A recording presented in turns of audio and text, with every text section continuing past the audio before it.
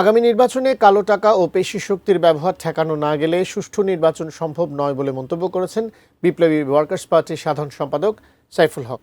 অন্যদিকে debate for ডেমোক্রেসির chairman Hasan Ahmed Chowdhury Kiran সকল বাধা পেরিয়ে ফেব্রুয়ারিতেই নির্বাচন হবে বলে আশার কথা জানিয়েছেন। সকালে এফডিসিতে ডিবেট ফর ডেমোক্রেসি আয়োজিত ছায়া সংসদে এসব কথা বলেন তারা। ত্রয়োদশ জাতীয় সংসদ নির্বাচনে আইন শৃঙ্খলা পরিস্থিতি নিয়ন্ত্রণের চ্যালেঞ্জ নিয়ে এক ছায়া সংসদ বিতর্কে মুখোমুখি হন ঢাকা কলেজ ও ইডেন মহিলা কলেজের শিক্ষার্থীরা।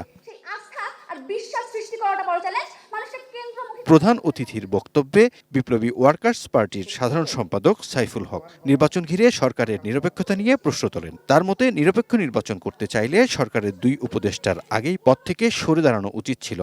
নির্বাচন কমিশন, রাজনৈতিক দল, শেষত জনগণ, ভোটারেরা সবাইকে আস্থার মধ্যে নিয়ে যদি আমরা নির্বাচনের উদ্যোগটা করতে পারি, তাহলে কেবলমাত্র আমি মনে করি আমরা যে 17 বছর ধরে আমরা যে অবাধ নির্বাচনের জন্য অপেক্ষা করছি, সবাই নিজেদের ভোটাধিকার প্রয়োগ করার জন্য 3.5-4 কোটি মানুষ ভোট কি বলে এখন তারা জানেই না।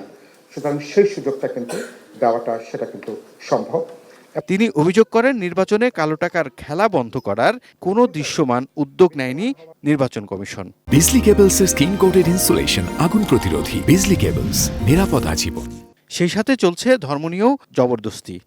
বিত্তবান, ধনী এবং কালো টাকার মালিক এবং তাদের একটা পার্লামেন্টে তাদের এক ধরনের তাদের একটা বিরাট একটা সন্নিবেশ সেখানে তৈরি হবে।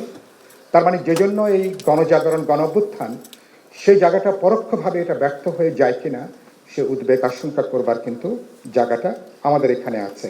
তবে ভিন্ন মত দেন ডিবেট ফর ডেমোক্রেসির চেয়ারম্যান হাসান আহমেদ চৌধুরী কিরণ।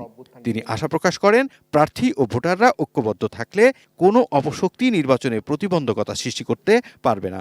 হঠাৎ করে দু একটি জায়গায় যে এই জঙ্গি তৎপরতা, জঙ্গি মিছিল বা বাসে আগুন দেওয়া, এই যে হঠাৎ করে যে ঘটনাগুলি ঘটে, এগুলি কিন্তু আমি মনে করি যে জনগণ যেহেতু ঐক্যবদ্ধ রয়েছে, ফ্যাসিস্টের বিরুদ্ধে সবাই যখন এক রয়েছে, রাজনৈতিক দলগুলো যখন পতিত সরকারের বিরুদ্ধে এক রয়েছে, তখন কিন্তু এই ধরনের ছোটোখাটো জঙ্গি মিছিল বা দু একটি জায়গায় গাড়িতে আগুন দিয়ে কিন্তু বাংলাদেশের জাতীয় নির্বাচনকে কোনোভাবে আর পিছিয়ে দেওয়া সম্ভব হবে না। সুতরাং ফেব্রুয়ারিতে জাতীয় নির্বাচন অনুষ্ঠিত হতে যাচ্ছে এবং সেই নির্বাচনের যে পথরেখা সেটি তৈরি হয়েছে। মাননীয় প্রধান উপদেষ্টা সেটি বলেছেন, নির্বাচন কমিশন সেটা বলেছেন, স্বরাষ্ট্র মন্ত্রণালয় তার প্রস্তুতি গ্রহণ করছে।